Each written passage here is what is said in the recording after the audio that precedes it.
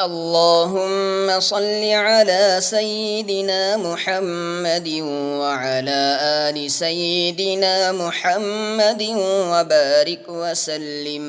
أعوذ بالله من الشيطان الرجيم. بسم الله الرحمن الرحيم. وترى الشمس إذا طلعت تزاور عن كهفهم ذات اليمين وإذا غربت تقرضهم ذات الشمال وهم في فجوة منه. ذلك من آيات الله.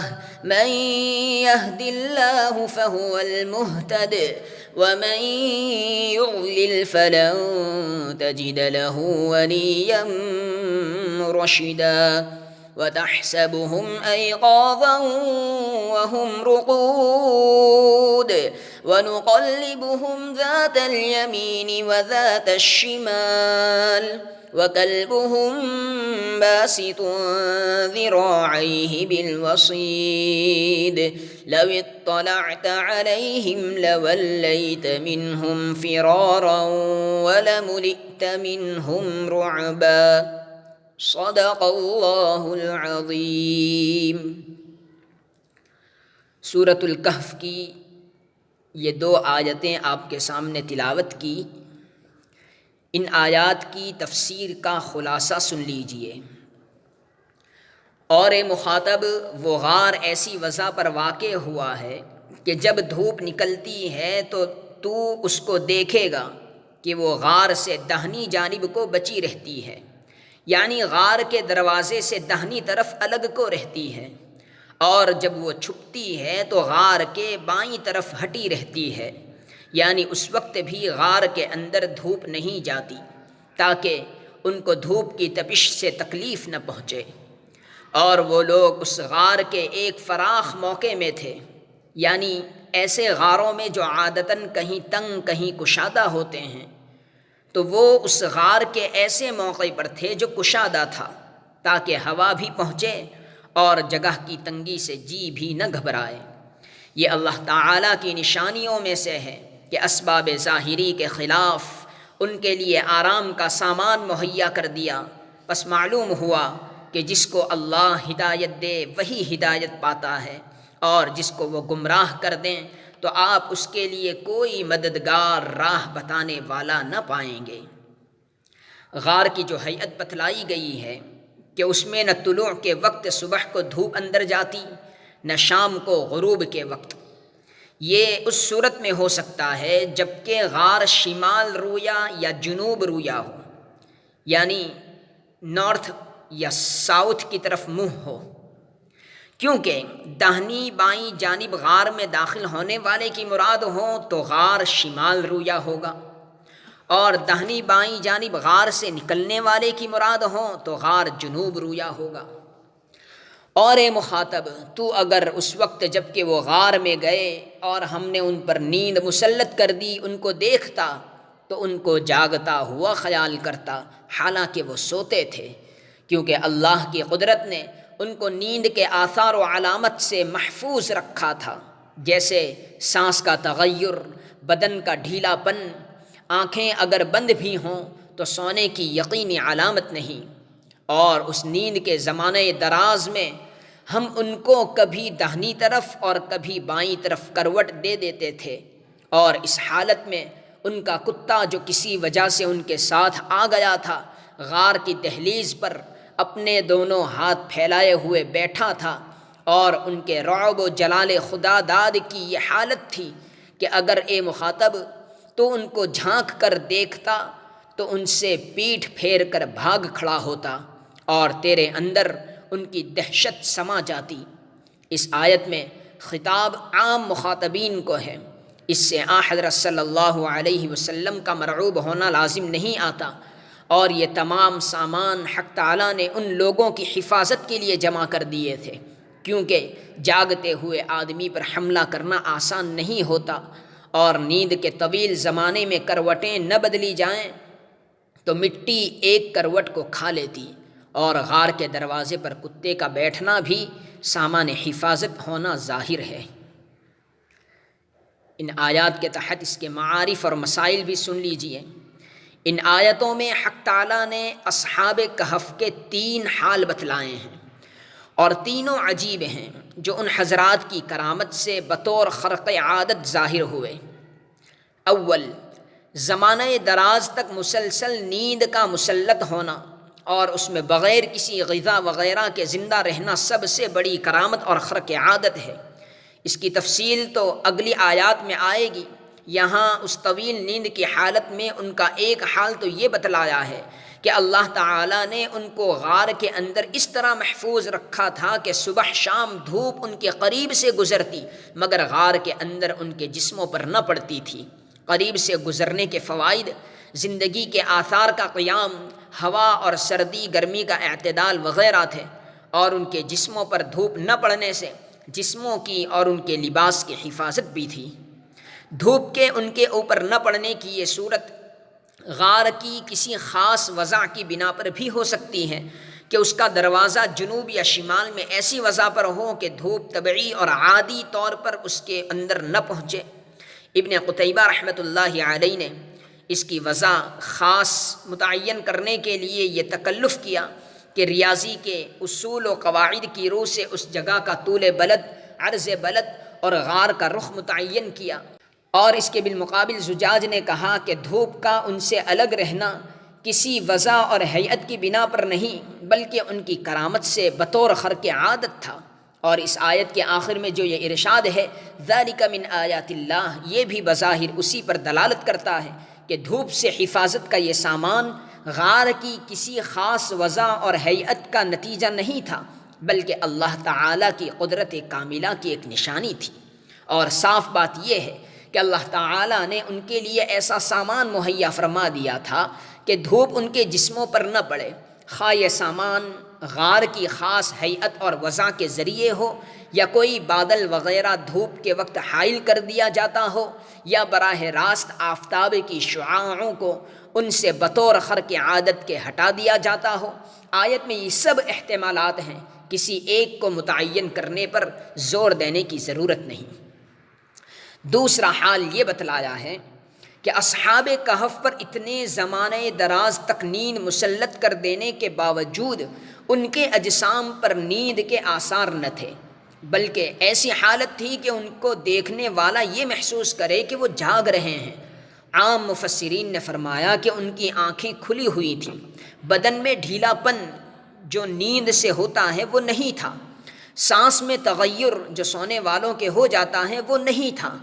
ظاہر یہ ہے کہ یہ حالت بھی غیر معمولی اور ایک قسم کی کرامت ہی تھی، جس نے بظاہر حکمت ان کی حفاظت تھی کہ کوئی ان کو سوتا ہوا سمجھ کر ان پر حملہ نہ کرے، یا جو سامان ان کے ساتھ تھا وہ نہ چرا لیں۔ اور مختلف کروٹیں بدلنے سے بھی دیکھنے والے کو بیداری کا خیال ہو سکتا ہے، اور کروٹیں بدلنے میں یہ مصلحت بھی تھی کہ مٹی ایک کروٹ کو نہ کھا لیں۔ یہاں ایک سوال تو یہ پیدا ہوتا ہے کہ حدیث صحیح میں آیا ہے کہ جس گھر میں کتا یا تصویر ہو اس میں فرشتے داخل نہیں ہوتے، اور صحیح بخاری کی ایک حدیث میں بروایت ابن عمر رضی اللہ عنہما مذکور ہے کہ رسول اللہ صلی اللہ علیہ وسلم نے فرمایا کہ جو شخص شکاری کتے یا جانوروں کے محافظ کتے کے علاوہ کتا پالتا ہے تو ہر روز اس کے اجر میں سے 2 قیرات گھٹ جاتے ہیں۔ قیرات ایک چھوٹے سے وزن کا نام ہے۔ اور حضرت ابو ہریرہ رضی اللہ عنہ کی روایت میں ایک تیسری قسم کے کتے کا بھی استثناء آیا ہے، یعنی جو کھیتی کی حفاظت کے لیے پالا گیا ہو۔ ان روایات حدیث کی بنا پر یہ سوال پیدا ہوتا ہے کہ ان بزرگ اللہ والوں نے کتا کیوں ساتھ لیا؟ اس کا ایک جواب تو یہ ہو سکتا ہے کہ یہ حکم کتا پالنے کی ممانعت شریعت محمدیہ کا حکم ہے، ممکن ہے دین مسیح علیہ السلام میں ممنوع نہ ہو۔ دوسرے یہ بھی قرین قیاس ہے کہ یہ لوگ صاحب جائیداد، صاحب مویشی تھے، ان کی حفاظت کے لیے کتا پالا ہو، اور جیسے کتے کی وفا شعاری مشہور ہے، یہ جب شہر سے چلے تو وہ بھی ساتھ لگ لیا۔ ابن عطیہ رحمۃ اللہ علیہ فرماتے ہیں کہ میرے والد ماجد نے بتلایا کہ میں نے ابو الفضل جوہری رحمۃ اللہ علیہ کا ایک وعظ سن ہجری 469 میں جامع مصر کے اندر سنا۔ وہ برسر منبر یہ فرما رہے تھے کہ جو شخص نیک لوگوں سے محبت کرتا ہو ان کی نیکی کا حصہ اس کو بھی ملتا ہے۔ دیکھو اصحاب کہف کے کتے نے ان سے محبت کی اور ساتھ لگ لیا تو اللہ تعالیٰ نے قرآن کریم میں اس کا ذکر فرمایا۔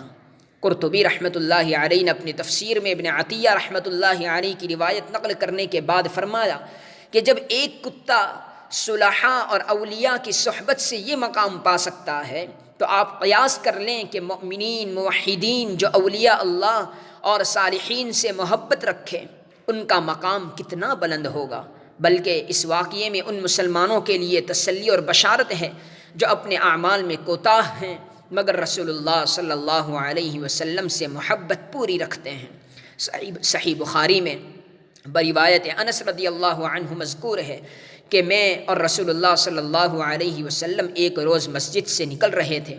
مسجد کے دروازے پر ایک شخص ملا اور یہ سوال کیا کہ یا رسول اللہ صلی اللہ علیہ وسلم قیامت کب آئے گی؟ آپ نے فرمایا کہ تم نے قیامت کے لیے کیا تیاری کر رکھی ہے جو اس کے آنے کی جلدی کر رہے ہو؟ یہ بات سن کر یہ شخص دل میں کچھ شرمندہ ہوا اور پھر عرض کیا کہ میں نے قیامت کے لیے بہت نماز روزے اور صدقات تو جمع نہیں کیے مگر میں اللہ اور اس کے رسول صلی اللہ علیہ وسلم سے محبت رکھتا ہوں۔ آپ صلی اللہ علیہ وسلم نے فرمایا کہ اگر ایسا ہے تو سن لو کہ تم قیامت میں اسی کے ساتھ ہوگے جس سے محبت رکھتے ہو۔ حضرت انس رضی اللہ عنہ فرماتے ہیں کہ ہم یہ جملہ مبارکہ حضور صلی اللہ علیہ وسلم سے سن کر اتنے خوش ہوئے کہ اسلام لانے کے بعد اس سے زیادہ خوشی کبھی نہ ہوئی تھی۔ اور اس کے بعد حضرت انس رضی اللہ عنہ نے فرمایا کہ الحمدللہ میں اللہ سے اور اس کے رسول صلی اللہ علیہ وسلم سے ابو بکر و عمر سے محبت رکھتا ہوں، اس لیے اس کا امیدوار ہوں کہ ان کے ساتھ ہوں گا۔ تیسری بات، اصحاب کہف کو اللہ تعالیٰ نے ایسا رعب و جلال عطا فرما دیا تھا کہ جو دیکھے ہیبت کھا کر بھاگ جائے۔ لو اطلعت علیہم، ظاہر یہ ہے کہ اس میں خطاب عام لوگوں کو ہے، اس لیے اس سے یہ لازم نہیں آتا کہ اصحاب کہف کا رعب رسول اللہ صلی اللہ علیہ وسلم پر بھی چھا سکتا تھا۔ عام مخاطبین کو فرمایا گیا ہے اگر تم ان کو جھانک کر دیکھو تو ہیبت کھا کر بھاگ جاؤ اور ان کا رعب و ہیبت تم پر طاری ہو جائے۔ یہ رعب و ہیبت کس بنا اور کن اسباب کی وجہ سے تھا، اس میں بحث فضول ہے اور اسی لیے قرآن و حدیث نے اس کو بیان نہیں کیا۔ حقیقت یہی ہے کہ اللہ تعالیٰ نے ان کی حفاظت کے لیے ایسے حالات پیدا فرما دیے تھے کہ ان کے بدن پر دھوپ نہ پڑے اور دیکھنے والا ان کو بیدار سمجھے اور دیکھنے والے پر ان کی ہیبت طاری ہو جائے کہ پوری طرح دیکھ نہ سکے۔ یہ حالات خاص اسباب طبعیہ کے راستے سے ہونا بھی ممکن ہے اور بطور کرامت خرق عادت کے طریق سے بھی۔ جب قرآن و حدیث نے اس کی کوئی خاص وجہ متعین نہیں فرمائی تو خالی قیاسات اور تخمینوں سے اس میں بحث کرنا بیکار ہے۔ تفسیر مظہری میں اسی کو ترجیح دی ہے اور تائید میں ابن ابی شیبہ، ابن المنذر، ابن ابی حاتم کی سند سے حضرت ابن عباس رضی اللہ عنہما کا یہ واقعہ نقل کیا ہے کہ ابن عباس رضی اللہ عنہما فرماتے ہیں ہم نے روم کے مقابلے میں حضرت معاویہ رضی اللہ عنہ کے ساتھ غزوہ کیا جو غزوۃ المزیق کے نام سے معروف ہے۔ اس سفر میں ہمارا گزر اس غار پر ہوا جس میں اصحاب کہف ہیں۔ حضرت معاویہ رضی اللہ عنہ نے ارادہ کیا کہ اصحاب کہف کی تحقیق اور مشاہدے کے لیے غار میں جائیں۔